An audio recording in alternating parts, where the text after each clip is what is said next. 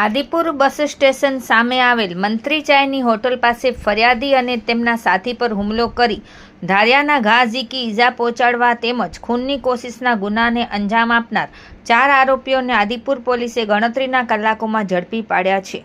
પૂર્વ કચ્છ પોલીસ અધિક્ષક સાગર બાગમારના માર્ગદર્શન હેઠળ આદિપુર પીઆઈ MC વાળાએ પોતે જાતે રસ દાખવી તાત્કાલિક પોલીસ ટીમ સાથે બનાવવાળી જગ્યાએ વિઝિટ કરી તેમજ બનાવવાળી જગ્યાએ આરોપીઓના પૂરા નામ સરનામા જાણી આરોપીઓની શોધખોળ કરવા માટે તુરંત પોલીસની જુદી જુદી ટીમો બનાવી ટેકનિકલ સર્વેલન્સ અને હ્યુમન સોર્સની મદદથી 4 આરોપીઓ રિતિક કિશોરભાઈ ગજરા, હુસેન રહીમભાઈ મોવર, શાહરૂખ યાકુબ કુરેશી અને કુબેશ નૂતન પ્રકાશ બેરવાલને સામખિયાળી હાઈવે રોડ પરથી ઝડપી પાડી કાયદેસરની કાર્યવાહી કરી વધુ તપાસ હાથ ધરી છે।